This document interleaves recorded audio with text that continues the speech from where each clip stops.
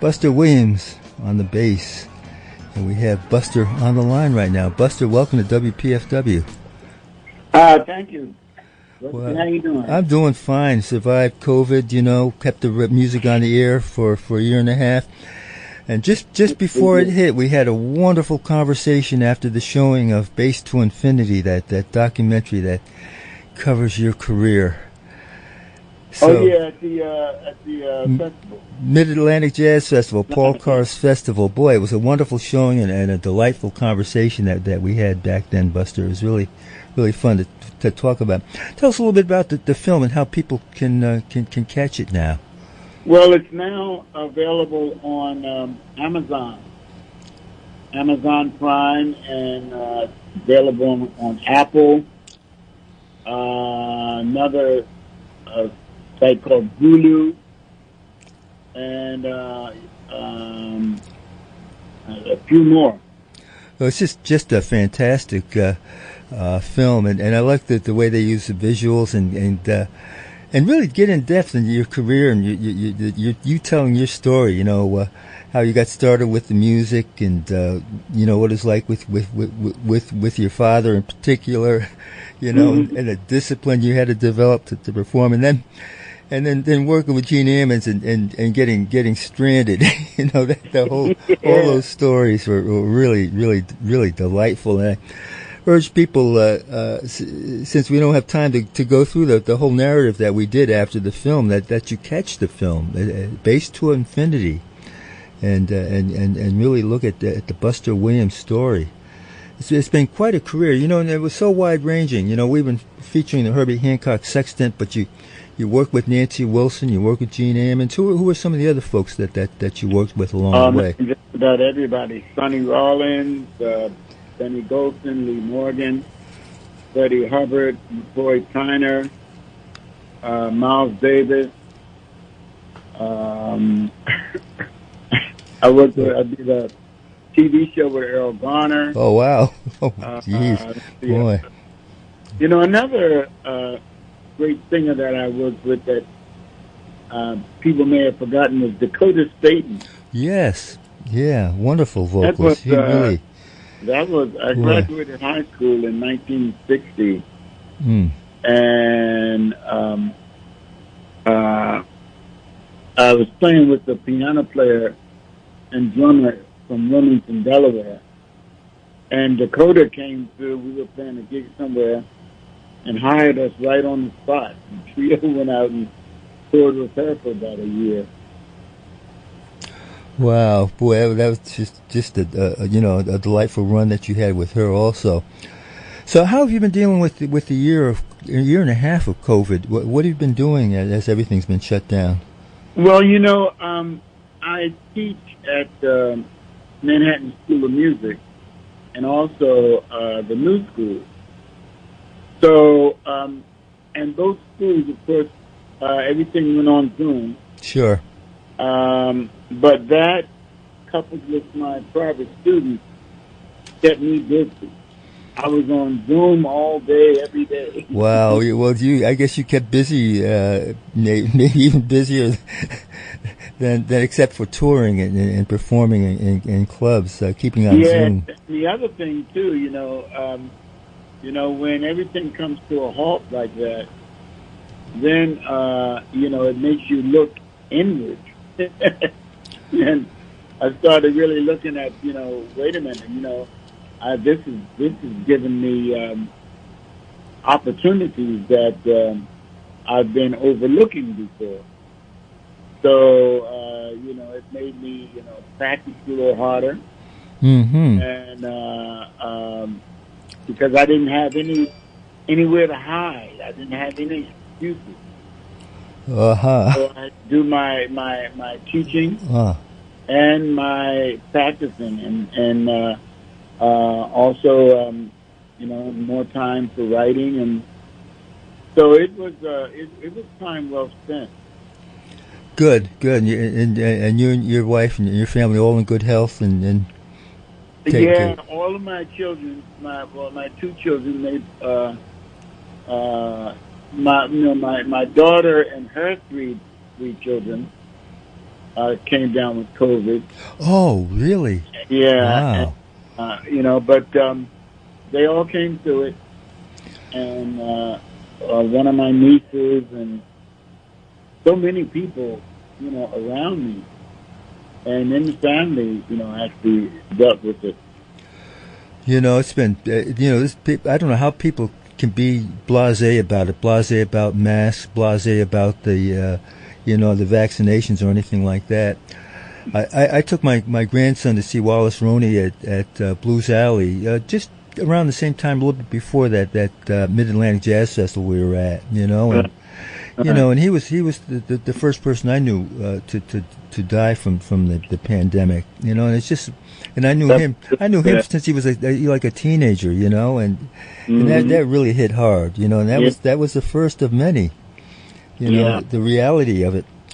In any case, blessings to your family and their recovery. That really is a rough road to hoe, but I'm glad they pulled through and are doing well now. Yeah, me too. Everybody came through it. So now you're playing at Keystone Corner Friday and Saturday, coming into this holiday weekend. Yeah.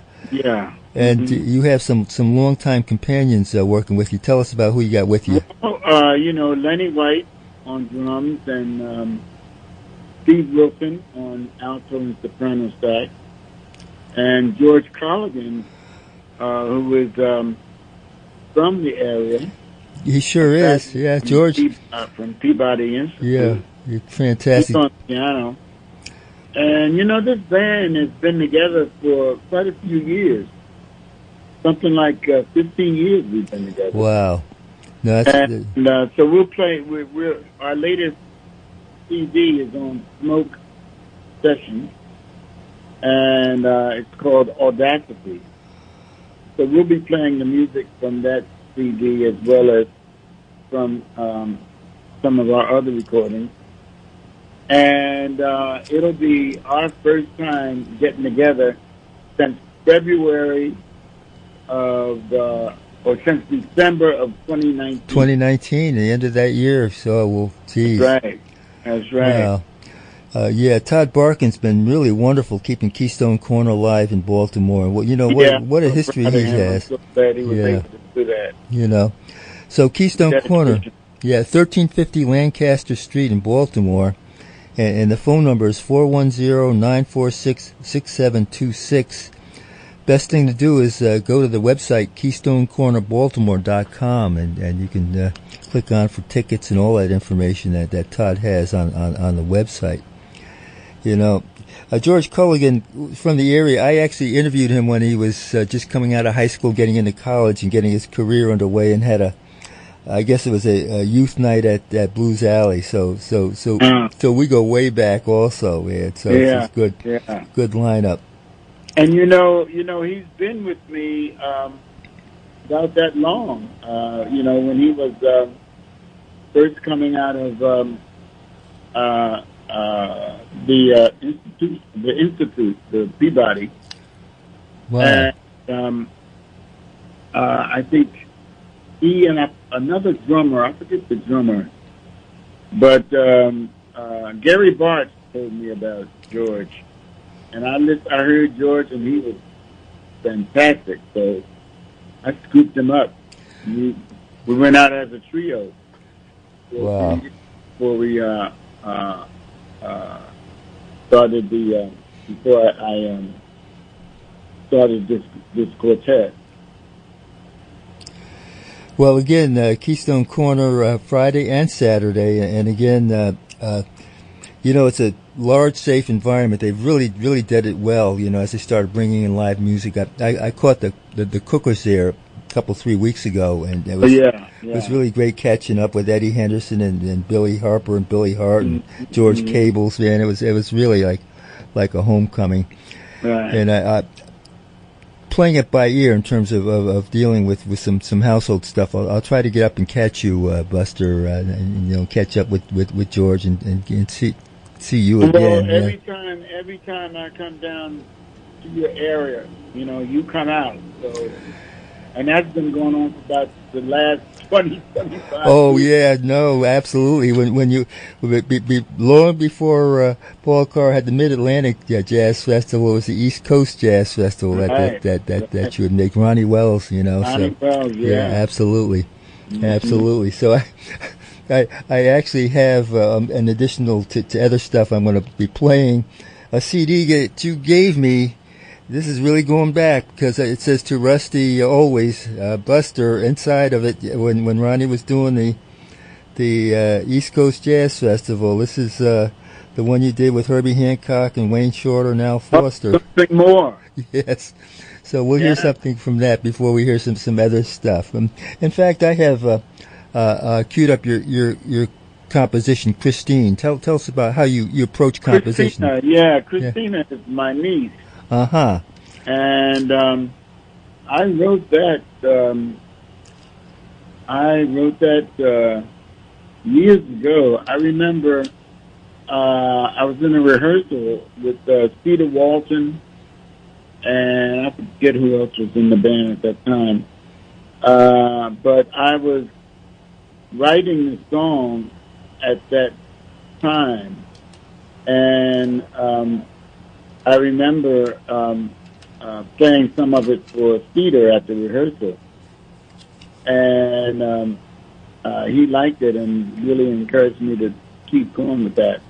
That song turned out to be really, it's one of our specialties, and it seems to be well received by our audiences. Well, I'm certainly glad I've got it queued up. We have some other stuff with Cedar to come in later on the show. Buster, as ever, it's always great to talk with you, and I'm really excited that you're coming to the area again. Does everyone know that we'll be not only live with live audience, but also streaming? Yeah, we've been mentioning that with all the artists we've been talking to, and it's a good point. So if you go to the website, you can get either tickets for the show or streaming passes, and the streaming passes are good, for days beyond the performance, so you can keep coming back to it. And again, Keystone Corner Baltimore.com is the website to go to as we really excited about what Todd Barkin has been doing. Again, Steve Wilson, George Culligan, Lenny White, all working with Buster Williams at Keystone Corner. Buster, thanks again for calling in tonight. It's been a great conversation with you. Thank you, and thank you to all of your listeners. Thanks, Buster. Bye now. Thank you. Bye-bye.